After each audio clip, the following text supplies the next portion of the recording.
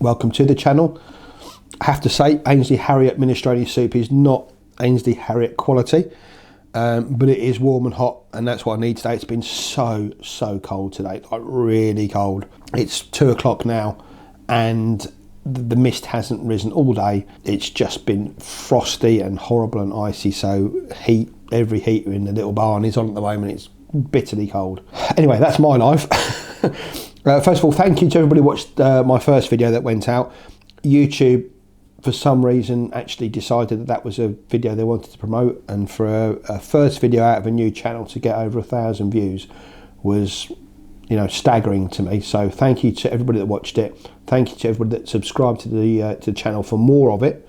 Obviously did something right, and for all the comments and the likes. Is really appreciated, and obviously gives me the oomph to get off my arse and do more of these videos. So again, thank you. In the whole, the reactions were pretty positive. In fact, they were very positive, apart from one gentleman who left me the comment. Big deep breath. What a load of shit you are talking. The percentage drop is an average and will be across the market as a whole, and not just 3-year-old cars. Higher value cars will have lost more and lower value cars less. Should you really be in business if you don't understand it? Obviously, no, I shouldn't be in business if I don't understand it, but I do. And although what you say on the surface is completely accurate, an average is exactly that, an average across the board, it doesn't tell the whole story, which was the point I tried to make in the first video, which was probably obviously too nuanced for that individual. So I'm going to go into a little bit more detail about the point I tried to make in that first video. Unfortunately, he said he wouldn't be watching this channel any longer as it doesn't interest him, but I do love a good narcissist, so I know he's there in the background. So anyway, back to the content. So if you watched the last video, you'll know I was saying that the consensus that prices across the board had fallen by, you know, 4-point-something%, almost £1,000, particularly on the SUV class. Although on the surface of it may seem accurate, it's not. And I went into that in the previous video. So if you haven't watched that, I'll leave a link down below, but it's easy enough to jump into my channel and go to the previous video. There's only two, this one and that one, so it shouldn't be hard to find. But when I did a little bit of research for this video, I went back and I looked at 3-year-old cars across the different segments, and unfortunately Cap won't let me share that data with you. So what I'll have to do is make up some figures, and I'll put those at the bottom of the screen at the moment, and they will show you what happened to car values last month, and they'll give you an idea of where prices are on those vehicles. Some are quite surprising, some not so much, but it bears out the point that the drop was 4-point-something% across the board as an average, and was around £1,000 if you take it as an average. But you'll see from the figures that I'm putting up, some of the cars on there were in what I'd call the lower bracket for a 3-year-old car, and dropped massively. And some of the cars in the higher bracket actually didn't drop that much at all. There's a bigger story to that if you look over the course of the year. Polestar is a great example. The Polestar at the start of the year would have been obviously 2 years old, so there is some nuance there. But that was £40,000. You look at a Polestar 3 years old, with the same mileage, because I didn't change the mileage parameters, that's dropped 40% this year. So although it hasn't dropped much in November and December, that's because the fall has already happened over the course of the year. So there are the little things, and I always used to say to my new recruits when they used to come in when I worked in the fleet industry, you have to see the motor industry, pricing especially, as a pond, that when you drop a stone into it, it ripples, and the ripples go out like concentric circles. But the motor industry isn't quite like that. The water's never that smooth. It's always a little bit, you know, not choppy, but there are certain things that will change certain values of cars. So when you drop that stone in, it doesn't affect everything exactly the same, but across the board it gives you a kind of a ripple effect. So when you change, for example, if you've got a Ford Focus, what can I use in the same class? A Vauxhall Astra, a Toyota Auris. If they're all worth £10,000 and you suddenly drop the Auris by 5% to £9,500, then obviously that becomes a more desirable car.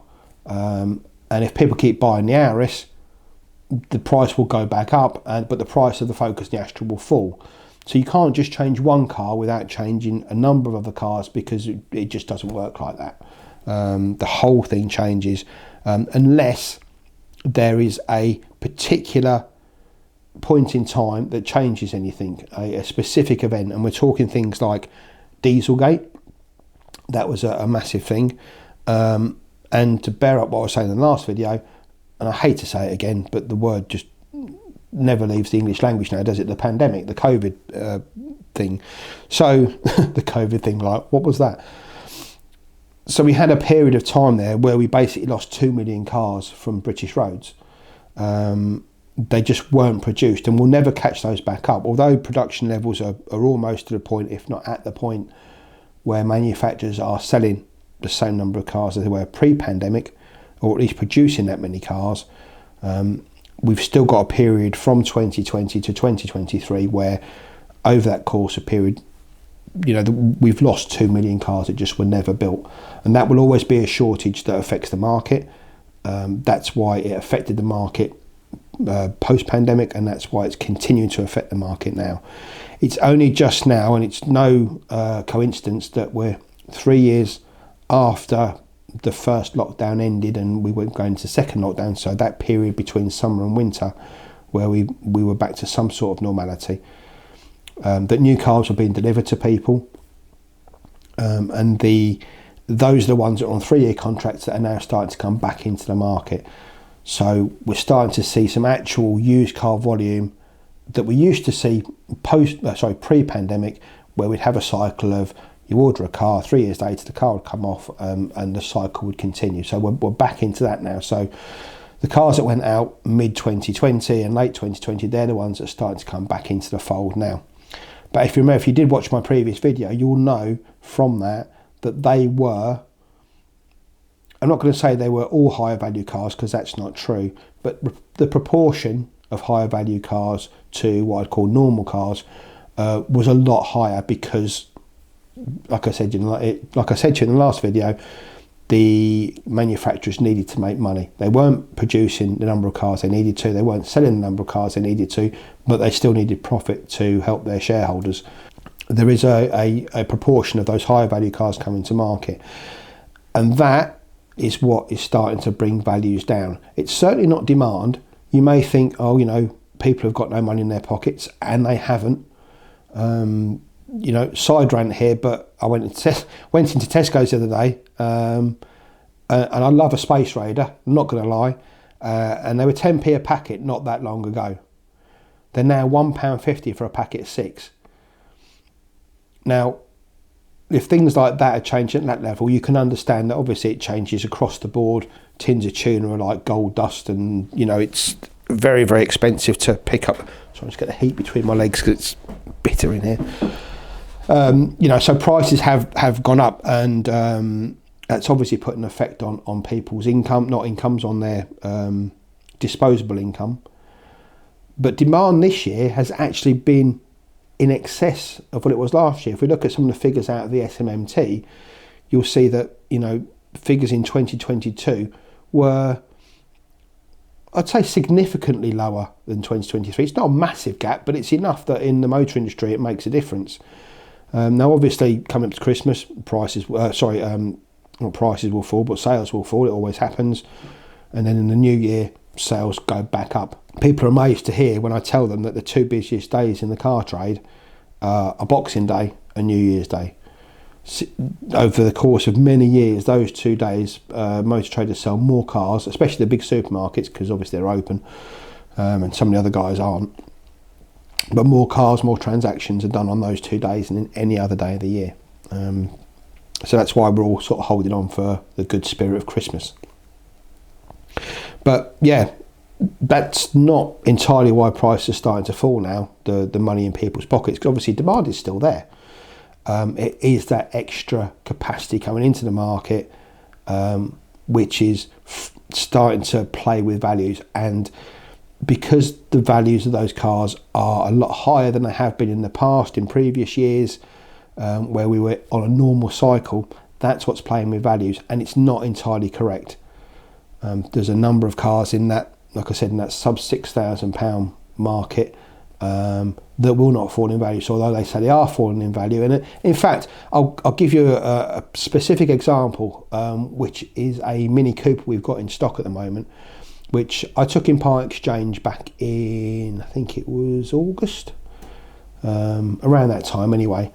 And at that time, the part exchange price for it, I actually didn't give that much for it because it had a problem with the clutch, which it turned out it needed a new clutch and flywheel, so I was right in giving what I gave for it.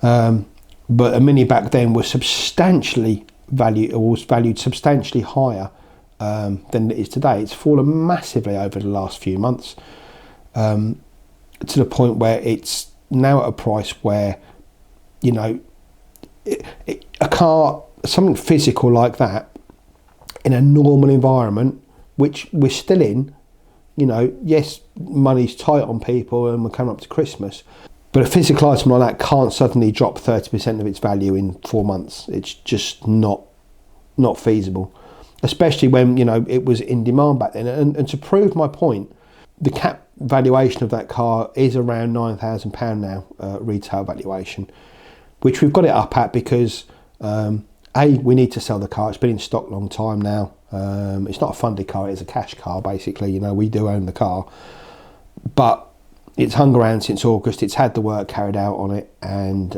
it needs to get moved on so we can freshen up the stock. So we've got it at what Cap recommend the price is.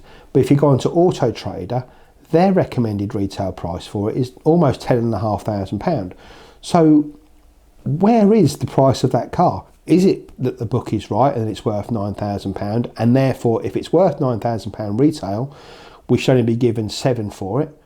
Or is the Auto Trader figure right and actually retail is around 10.5, so therefore if you give 8.5 for it, it's a fair value?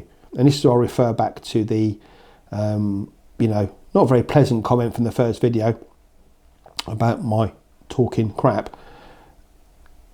You can't take the book as the figure. You have to look into things a lot more than that. If you're a motor trader and you just look at book prices, you're gonna really struggle. I read something today that there was I think it was a Car Dealer magazine article, that there's a guy on there that's going to try and run a car dealer just by using AI. Yeah, that's not going to work, mate. I'll tell you now, save your money, stop now. It's just not going to work. Artificial intelligence is nowhere near at the point it needs to be able to run a car dealership. There's just too many things in the background that you have to be aware of, just to let an AI guess, basically. There's a lot more to it than that. So that was quite interesting. But yeah, I don't know if I've made my point. I've waffled on for best part of 10-15 minutes now, so or whatever the edit comes out to. If I can think of anything else, I'll put it at the end of the video. But if not, and I have forgotten something, I'll leave a comment below. Let me know what I forgot to mention. Thanks all again for watching. It is really appreciated. Keep warm, because my God, it's bitter. And it's not even cold. That's the thing, it's like -2, but it's freezing. You know, I've been out in days where it's like -7, -8. It didn't feel this cold, but oh God, it's really in my bones at the moment.